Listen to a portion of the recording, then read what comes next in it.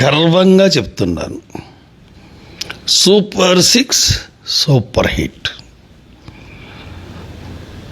ముఖ్యమంత్రిగా ఇటువంటి అబద్ధాలు ఆడొచ్చా చంద్రబాబు నాయుడు గారు? అసలు మీరు అనౌన్స్ చేసిన సూపర్ 6 పథకాలు ఏంటి ఒక్కసారి పరిశీలిద్దాం.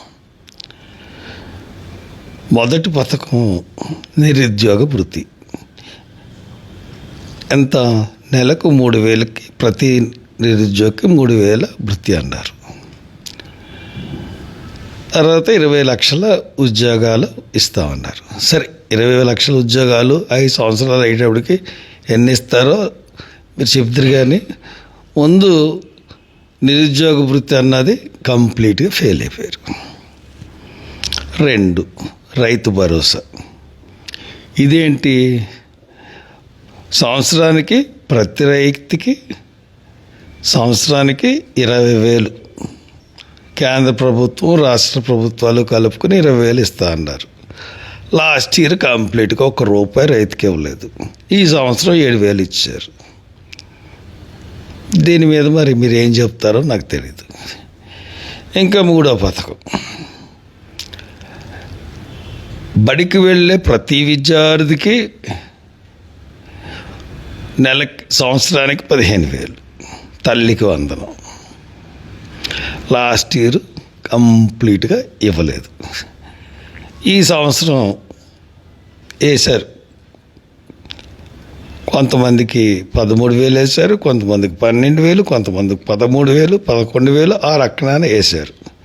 సరే, తల్లికి వందనం ఈ సంవత్సరం పడింది అని అనుకుందాం.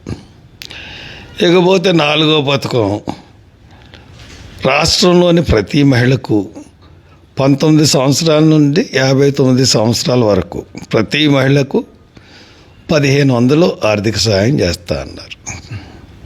ఏమైందండి ఈ పథకం? ఆయన మీ పొడుగ్గా ఉంటాడు కదా నాయుడు గారు, పాపం ఆయన ఈ పథకం ఇస్తే రాష్ట్ర ప్రభుత్వం దివాలా తీయిస్తుంది అని అన్నారు. మరి అలాంటప్పుడు ఎందుకైనా ఆన్ చేశారు? అంతకుముందు జగన్మోహన్ రెడ్డి ఇచ్చిందే కదా ఇది, ఈ పథకం. మరి మీరు ఎందుకు ఇవ్వలేకపోతున్నారు? అంటే పరిపాలన చేత కావట్లేదా ఏంటి? సరే, ఈ 4 పథకాలేని 5వ పథకం, ప్రతి కుటుంబానికి ఉచితంగా 3 సిలిండర్లు అన్నారు, గ్యాస్ సిలిండర్లు. ఏండే, ఒక్కటి ఇచ్చారు మీరు ప్రభుత్వం అధికారంలోకి వచ్చిన తర్వాత. ఇప్పుడు దాకా ఇంకొకటి ఇవ్వలేదు, సంవత్సరంన్నర అయిపోతుంది. ఇది ఫెయిలే. ఇంకా 6వది ఉచిత బస్సు. మొన్న ఆగస్టు 15 నుంచి ప్రారంభించారు కాబట్టి నడుస్తుంది. హైదరాబాద్ లాగా అన్ని బస్సులకి ఇవ్వకపోయినా పోనీ మొత్తం మీద ఉచిత బస్సు మహిళలకి మీరు ఇస్తున్నారు అనుకోవచ్చు. అంటే దీన్ని బట్టి మీరు ఇచ్చిన 6 ఉచిత అంటే 6 హామీల్లో 2 హామీలు, ఒకటి తల్లికి వందనం, 2 ఉచిత బస్సు. ఈ 2 కూడా సంవత్సరం ఇవ్వకుండా 2వ సంవత్సరం నుంచి ఇస్తున్నారు. ఇది మోసం కదా చంద్రబాబు నాయుడు గారు? ఇప్పుడు హామీలు ఇలాగ ఇచ్చేసి హామీలు ఇచ్చిన తర్వాత నెరవేర్చకపోవడం అన్నది దుర్మార్గం, మోసం. 420 ఇప్పుడు వివిఎస్ చట్ట ప్రకారం ఏమంటారో తెలియదు, కానీ ఖచ్చితంగా మోసం.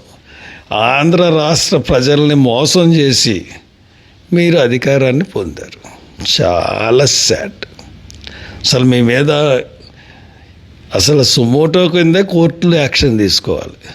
పైగా ఈరోజు అనంతపూర్లో బహిరంగ సభ దాని గురించి ఏం చెప్తారో సిగ్గుండాలండి కొంచెం అన్న, లేకపోతే చాలా కష్టం. Thank you.